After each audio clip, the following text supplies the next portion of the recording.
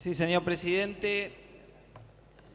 En este aniversario número 39 desde el golpe genocida del 24 de marzo, tenemos que hablar con muchísima preocupación por una serie de temas que me parece fundamentales para no hacer que referirnos a esta fecha quede como algo meramente declamativo o un tema más. Se acaban de conocer 4 fallos y cuando en fecha cercana 4 fallos judiciales apuntan en el mismo sentido, es claro que estamos frente a una política.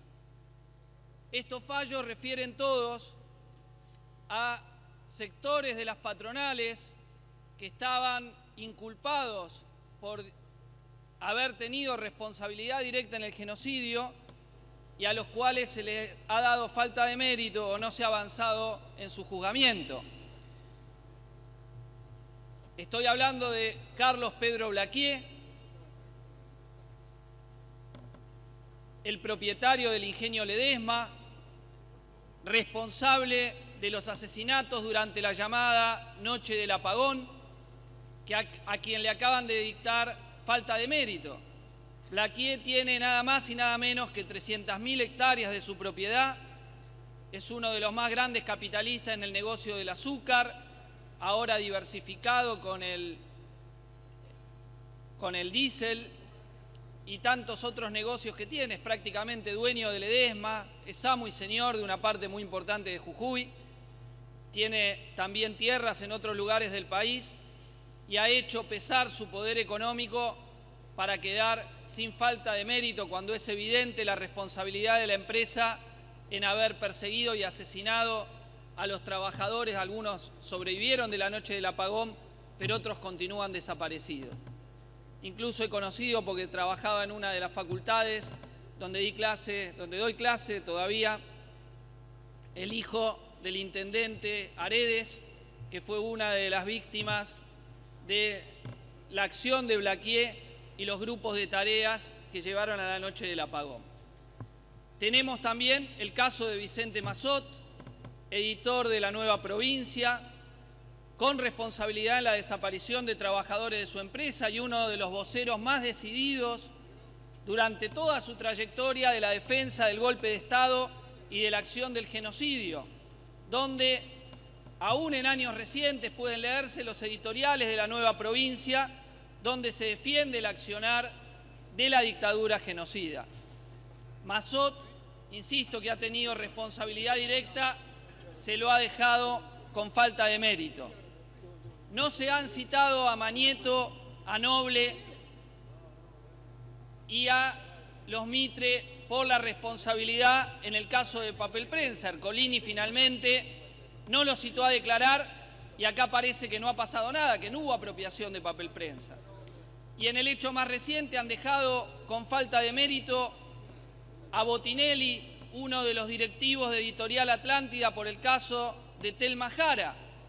Editorial Atlántida, con las revistas Somos y Gente, fraguó la entrevista a Telma Jara para hacer propaganda ideológica a favor de la dictadura militar, además de haber sido responsables en el caso de mi compañera de militancia, Alejandrina Barri, quien cuando era muy chiquita fue presentada en esas revistas como la muestra de cómo lo que ellos llamaban los delincuentes subversivos dejaban a la buena de Dios a sus hijos cuando ella estaba con sus abuelos luego del asesinato de sus padres en el marco del operativo Cóndor, y que después de más de 20 años de lucha con la justicia ha logrado que su causa sea incorporada a la causa ESMA, y ahora vamos a ir porque Botinelli, después de haber sido dejado fuera de mérito, sea nuevamente llevado a la justicia. Y digo que estos casos son muy importantes porque quienes dieron la orden del genocidio son ellos, Videla, Agosti, Macera y el resto de los que formaron parte de la cúpula de la dictadura, fueron mandantes de una clase social que orquestó el genocidio en su propio favor y que no por casualidad el accionar genocida de la dictadura tuvo como objetivo central los delegados de fábrica en las distintas empresas.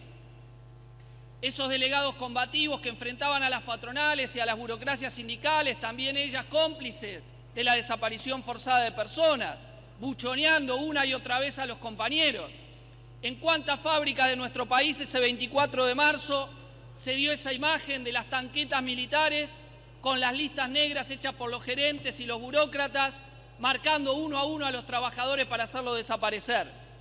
El otro día, con la diputada que preside la Comisión de Derechos Humanos, estuvimos en el astillero Río Santiago, donde se le puso el nombre de una de las desaparecidas de esa fábrica, Tili, al jardín maternal por el cual había luchado siendo trabajadora. Cualquiera que vaya al astillero va a poder ver el ejemplo de lo que han sido los trabajadores de esa fábrica, recordando una y otra vez a sus desaparecidos, que en el caso preciso de lo que fue poco después del 24 de marzo, las filas de los trabajadores, la lista negra de la Armada marcando uno a uno, y ahí desaparecieron decenas. Esa imagen se repitió, reitero, señor presidente, por prácticamente todas las principales fábricas de este país. Y esas fueron las víctimas centrales, porque el golpe estuvo dirigido a disciplinar a una clase obrera que se había puesto de pie en el Cordobazo y a la cual no la podían parar con nada, que cuando le quisieron aplicar el Plan Rodrigo bajo el gobierno de Isabel y López Rega, protagonizó una gran huelga general en la jornada de junio y julio, mostrando su disposición a la lucha. Como ese ajuste no iba a pasar con el gobierno que estaba de la mano de la AAA asesinando activistas, y más de 1.500 fueron asesinados previo a la dictadura por la Alianza Anticomunista Argentina, recurrieron directamente a la entrada al poder de Videla y compañía para, asesinando a 30.000 compañeros, imponer un disciplinamiento social generalizado y aplicar el llamado Plan Martínez de Oz, que entre otras cuestiones redujo un 36% el número de obreros industriales en nuestro país entre 1976 y 1982 y terminó incrementando la deuda externa de 8.000 a 45.000 millones de dólares. Señor presidente, hay otro hecho que hay que señalar y denunciar. Así como con el caso Nisman se puso sobre el tapete la continuidad del aparato de inteligencia de la dictadura hasta nuestros días, continuidad que ha sido responsabilidad de todos los gobiernos constitucionales del 83 a esta parte que se valieron de ese aparato de inteligencia, y así como anteriormente hemos denunciado cómo bajo este gobierno se hizo inteligencia interna con el Proyecto X, con el funcionamiento del aparato de inteligencia de la Policía Federal infiltrada en las organizaciones populares, en estos días acaba de ser denunciado en Formosa cómo el gobierno de Gildo Infran tiene mails en donde se le mandan su jefe de policía Arroyo los datos del líder CON Félix Díaz y de todas las organizaciones políticas de la provincia a los cuales hace espionaje interno violando la Ley de Inteligencia y Seguridad Interior. Señor presidente, si tenemos esto negativo, hemos tenido hoy un dato muy importante. Tuvo que renunciar al vicerrectorado de la UBA Darío Richarte, ex segundo de la Secretaría de Inteligencia y después abogado de vudú y funcionario del actual gobierno, a pesar de que él mismo era radical y que bajo la alianza tuvo responsabilidad en lo que hizo ese aparato de inteligencia, y por la acción del movimiento estudiantil se le puso un freno y se lo llevó fuera de la Universidad de Buenos Aires, donde nunca debió haber estado Darío Richarte. Señor presidente, 30.000 desaparecidos, se cobró la dictadura para mantener el poder económico de las empresas nacionales y extranjeras que continúan teniendo el poder económico. Señor presidente, en los últimos años tuvimos la desaparición de Jorge Julio López por el accionar de las bandas de la bonaerense, al cual se ha protegido desde el propio aparato de Estado.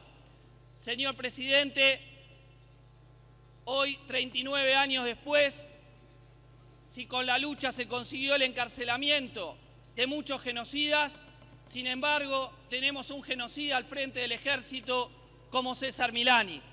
Cualquiera que escuche las palabras de la hermana y de la madre del soldado Ledo no puede más que repudiar que siga Milani al frente del ejército. Por eso, este 24 de marzo, con el encuentro Memoria y Verdad y Justicia, vamos a estar en Plaza de Mayo planteando el castigo a los genocidas de ayer, planteando el repudio a Milani en el Ejército, planteando que se abran los archivos de la CIDE y planteando también que tienen que estar bajo el banquillo de los acusados y ser llevados a juicios todos los grandes empresarios que en sus empresas pusieron centros clandestinos de detención.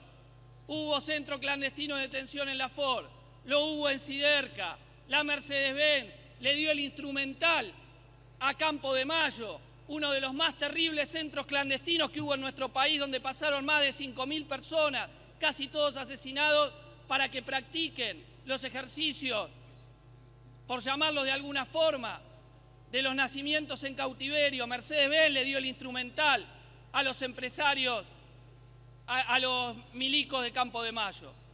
Por eso, señor presidente, termino, el homenaje es para los 30.000, el homenaje es para los que cayeron después y el homenaje es también el compromiso de luchar hasta terminar con este orden social en el que los mismos que hicieron el genocidio son los que siguen teniendo el poder económico. Muchas gracias, señor presidente.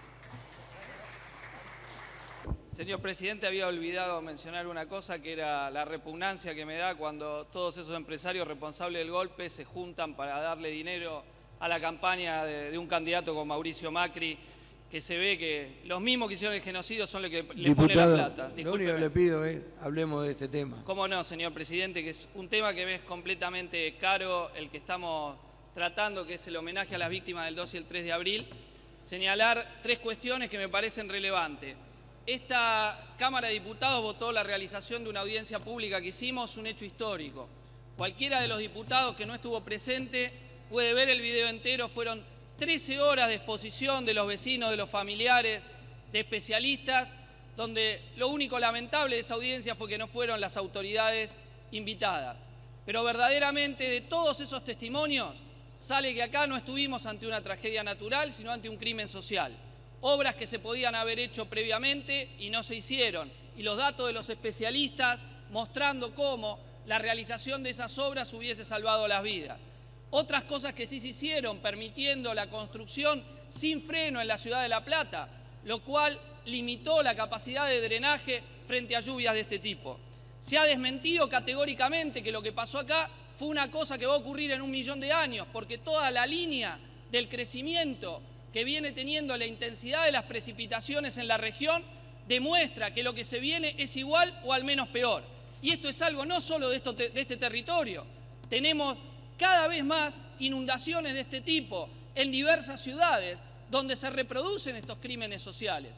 Porque lo que acá fue crecimiento descontrolado de la construcción y no destinar a obras los fondos que había que destinar, en otros lados es el desmonte que favorece luego las inundaciones, como en el caso de Córdoba. Y teníamos, señor presidente, que a 2 años las víctimas no han recibido la reparación económica. Tenemos que a 2 años la ciudad de La Plata todavía no tiene un plan de contingencia, porque si se llega a repetir esto, otra vez, si esto pasa mañana, pasado, otra vez acá tenemos decenas de muertos. Las obras que se están haciendo son producto de que la movilización posterior no dejó margen más que tener que hacer las obras que se están realizando. Pero al día de hoy, insisto, los que viven acá en La Plata saben, o mejor dicho, no saben qué deberían hacer en el caso de si la emergencia se produce. ¿Y sabe qué, señor presidente, que es muy grave? Para que no bajen los precios de las propiedades, las inmobiliarias se niegan a señalar cuáles son las zonas inundables, cuando todos los especialistas marcan claramente las zonas de la ciudad que son inundables. Es como si viviésemos en una zona sísmica y no se hiciesen construcciones destinadas a tratar de menguar los estallidos periódicos que puede tener un volcán. Acá sabemos que hay zonas inundables y sin embargo no se construye en función de esas zonas inundables. Deberían destinarse los fondos para levantar esas viviendas y tratar de evitar nuevas catástrofes que ojalá no se produzcan, señor presidente. Entonces acá tenemos que las causas han sido intereses económicos, porque por eso la construcción sin freno, por eso la modificación del Código Urbano de Planificación. Y entonces, señor presidente, dejar planteadas las demandas que van a levantar los familiares y los inundados, la reparación económica, completar las obras porque lo que se está haciendo es solo parcial, solo para el casco, la periferia se va a seguir inundando como si nada. Y señor presidente, las responsabilidades políticas. Acá parece que no pasó nada, que nadie tuvo responsabilidad en las decisiones que se tomaron, ni el gobierno provincial, ni el gobierno municipal, ni el gobierno nacional.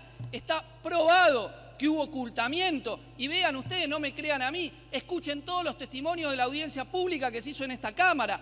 Probado cómo se hizo política para ocultar el número de muertos. Finalmente se tuvo que aceptar que hay un piso de 89 muertos producto de las inundaciones. Un piso, digo, porque hay decenas de otras víctimas que no son todavía contabilizadas. Repito, no me crean a mí, señor presidente. Escuchen los testimonios de esa audiencia. Tómense 13 horas de su vida o repartidas para escuchar lo que son testimonios concluyentes. Fue un crimen social lo que ocurrió acá en la ciudad de La Plata. Y por eso esos 3 reclamos. Reparación económica, las obras integralmente que se realicen y que se haga justicia, que paguen los responsables políticos de los 89 muertos al menos que tuvimos en esta ciudad. Nada más, señor presidente.